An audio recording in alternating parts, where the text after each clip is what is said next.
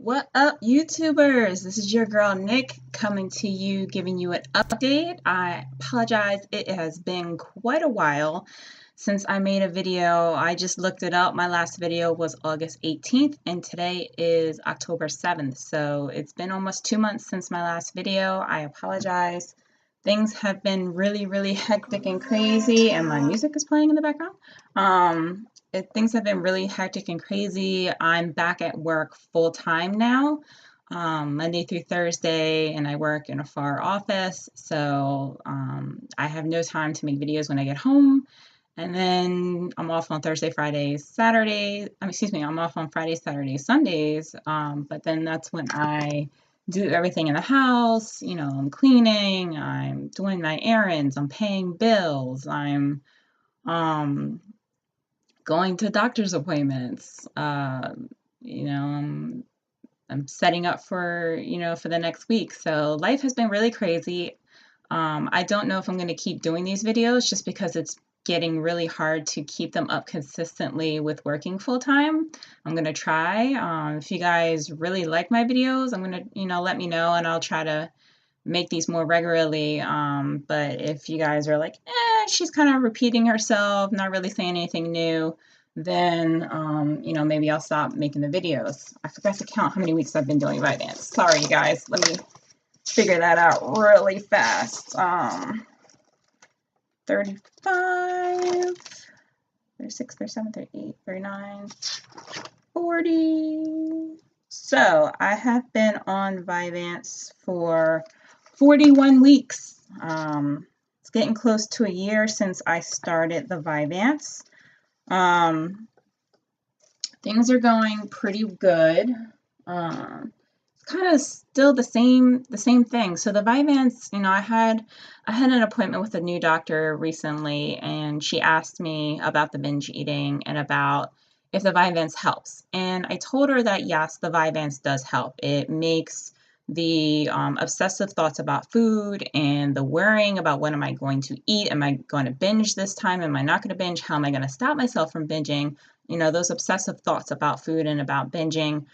It quiets them down and makes it a lot more manageable. So in that way, the Vyvanse does help.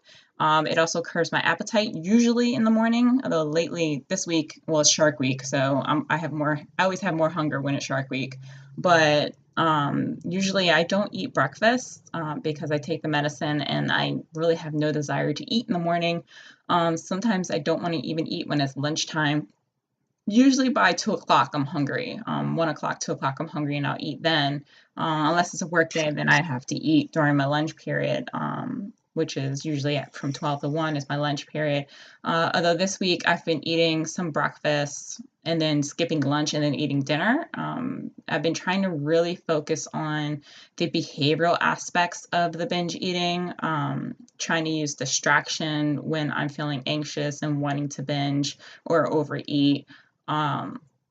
Distraction is my number one go-to tool. If I get out and go do something, that also helps. That's also part of distraction. I haven't gone on any walks, but I know if I get really anxious and I tell my husband, hey, I'm feeling super anxious. He's like, do we need to get out the house? Do you want to go walk around the mall? So I do those things, or go run errands, all those things to get me out and moving and busy keeps me from binging or overeating. I would say more lately I've been overeating rather than binging. It's probably been a couple weeks since I've binged. My binges aren't as bad as they used to off of the Vyvanse. And they definitely aren't as frequent. So before I started the Vyvanse and before I started this weight loss journey, I was binging multiple times a day, every day. I worked on my own to get that down to 1-2 times a week. And then we started in December of last year. I got finally diagnosed with binge eating disorder, even though I've been suffering with it for 20, 25 years I've been suffering with binge eating disorder. Never really addressed it until I had a health scare where my insulin levels were high. So I wasn't diabetic or pre-diabetic yet, but I had insulin resistance. My insulin levels were high. I had some other signs, some darkening around different areas of my body, things like that. was insulin resistant. So I had to go see an endocrinologist, and she's like, we're going to start you on metformin, and you need to lose 17 pounds by the next visit, which was in 3 months at that point. And I took the metformin every day. It gave me horrible diarrhea every day, but I took it for the 3 months, and I actually lost. No, I think she wanted me to lose like 12 pounds, and I lost 17 pounds. But my old endocrinologist, she was really shitty. She had horrible bedside manner, and I went back to see her 3 months. She took me off. She got all worried because I had the diarrhea every day. She took me off the metformin. She had some blood work drawn. She would not check my insulin levels again. She was like, well, they're high. We know they're high. And she, what else did she do? Oh, she got on me about my diet because I also, at that time, I started working with a nutritionist and started working and eating a 1,200 calorie diet. So I wasn't carb counting or anything. I was just doing 1,200 calories, and that's it. Eating whatever I wanted as long as I didn't go over 1,200 calories. So she got really focused on that, and she was like, you're going to gain all the weight back and you're going to gain more. And she was just not really motivating or positive in any way. So I found a new endocrinologist. I love her.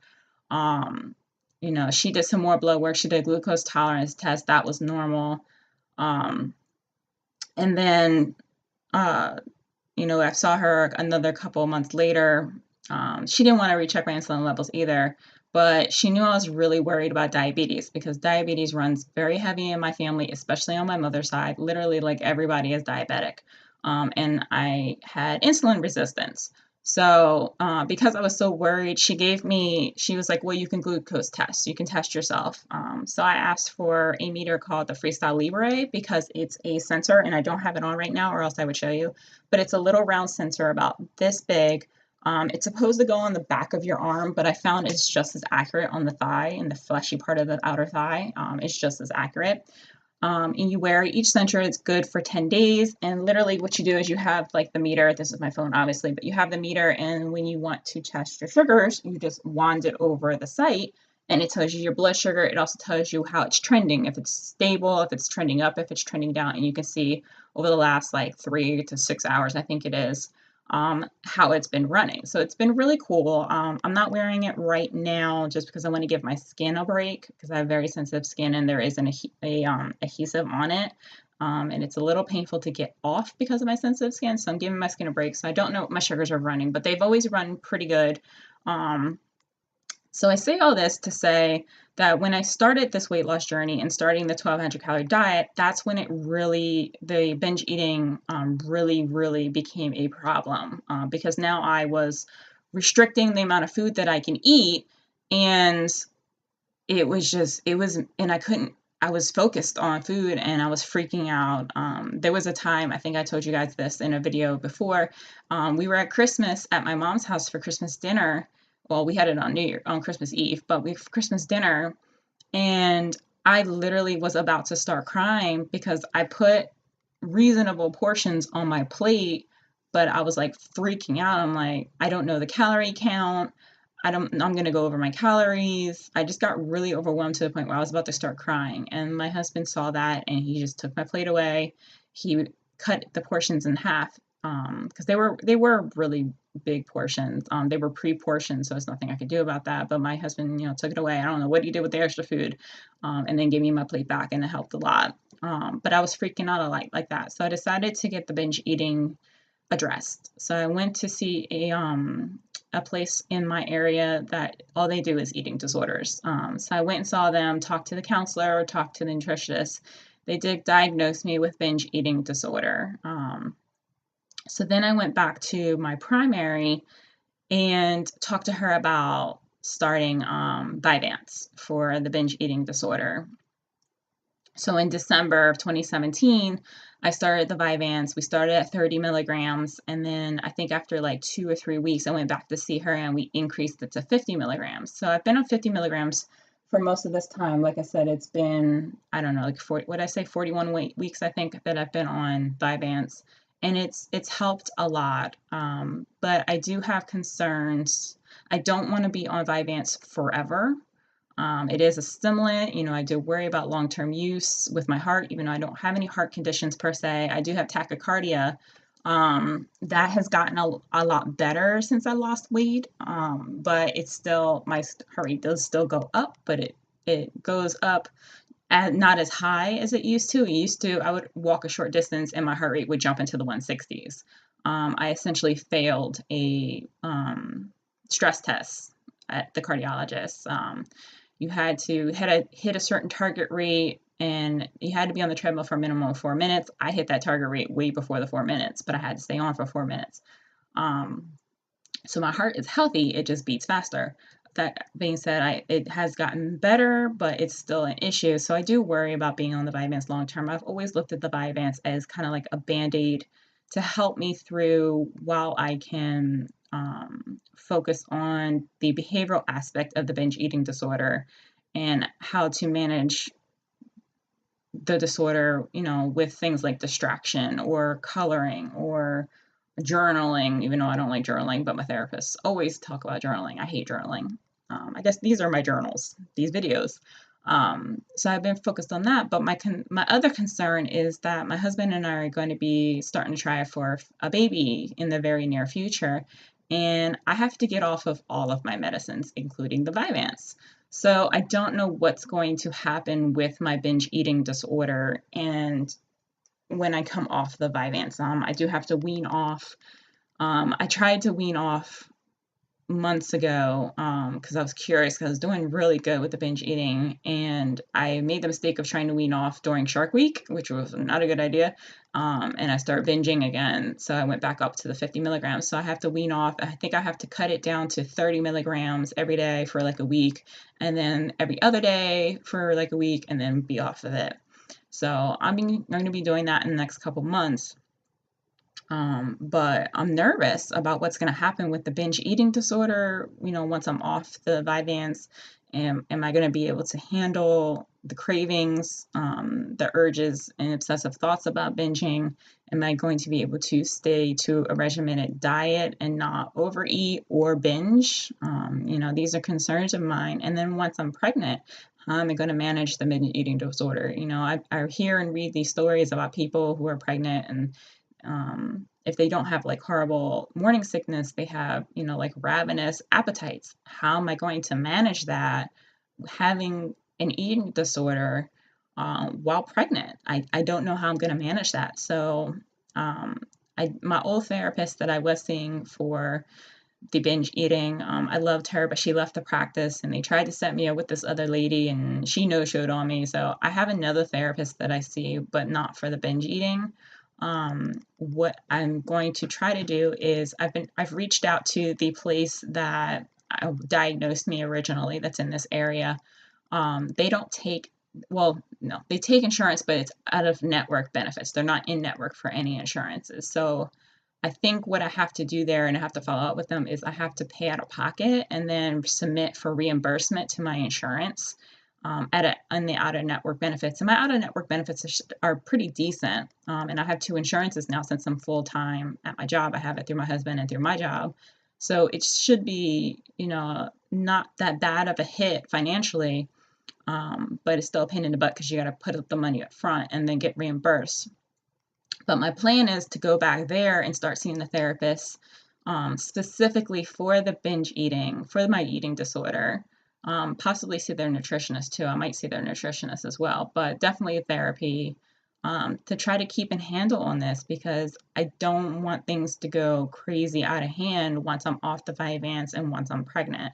I don't know how to deal with that. This would be my first real pregnancy, and I don't know how I'm going to handle the hormones and my mood and the binge eating and the overeating and trying to do what's right for a baby. I'm getting choked up now talking about it, but it's because it's overwhelming.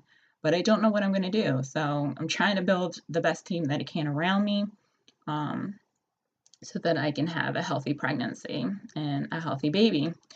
So that's what's going on with me. As far as my weight, so my last video I made was almost 2 months ago. I had hit my lowest point. I had lost 50 pounds. I was 197.4. Since then, I have regained some weight. My highest has been 204.6, which was recently on September 27th. But I've kind of been playing around with the same like 6, 7 pounds, gaining, losing, gaining, losing. I just started tightening up again. I did get a little lax on keto as well. Kind of got off keto for a little bit. Now I would say I'm kind of like low carb slash keto. It kind of goes back and forth between the two. But I did have a second consult with maternal fetal medicine. This one went really well. The first one did not go well. I did not like the doctor. I left the appointment feeling like I was wrong for wanting a baby, and I cried when I got home. So I saw a different practice and a different doctor. Had a wonderful consult with him. I didn't get the answers that I wanted as far as medications. But I got a better sense of these are the things that are going to be challenging for me. These are the things that we're going to have to watch. I'm definitely going to have to be followed by maternal fetal medicine because I've had a LEEP procedure, which is where they burn off abnormal areas of your cervix. So because I've had that, there is a chance or an increased risk of an incontinent cervix, which is basically when your cervix doesn't stay closed like it's supposed to during pregnancy. So I will have to be followed by maternal fetal medicine. At the very least, I'm going to have ultrasounds every 2 weeks to make sure my cervix stays closed, for the duration of the pregnancy. If it doesn't, then they have to do a cerclage, which is stitching it closed, which I hope doesn't happen, but, I have to do what I have to do. So the second consult, he said actually to stick with keto until I'm pregnant, and then lose another 20 pounds. So I have been tightening back up. I just started working out this week. I haven't worked out for months. It's October. I haven't worked out since July. So I started working out again. I worked out today for about 45 minutes. I took yesterday off because I was sore and I was just starting back. And then Friday I worked out. So my plan is obviously I can't work out when I'm working. I refuse to get up any earlier. I get up early as it is. I refuse to get up any earlier to work out. And then by the time I get home, it's like 6 o'clock at night. I have to cook dinner, take a shower. Like I don't have time to work out because if I work out at night after I get home, I won't go to sleep until like midnight, 1 o'clock, and then I have to get back up at 6. So working out during a work day is not feasible. So my plan is to work up to the point where I'm working out on my days off. So Friday, Saturday, Sunday, working out a minimum of half an hour up to an hour on those days. That is my plan. So I'm trying to lose another 20 pounds. Maternal fetal medicine says if I can lose another 20 pounds, then I'll be good. I'll be in a good place to be pregnant and starting a pregnancy. So that is my goal. So I'm trying to tighten up on keto or low carb to keep my insulin levels good and stay healthy. I'm trying to lose another 20 pounds. Current weight is, let's talk about weight. So my lowest weight was 197.4 on August 18th. And then I got up as high as 204.6 on September 26th. Today is October 7th, and I've gotten back down to 200.6. So I'm almost out of the 200s again. I just got to keep up the hard work.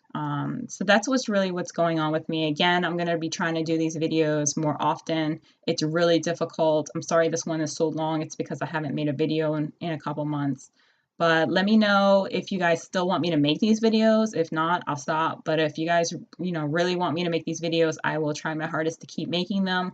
If you have any questions, please put them down below. If you have any comments or any topics you want me to talk about, please let me know. Until next time, you guys, have a good day. Bye-bye.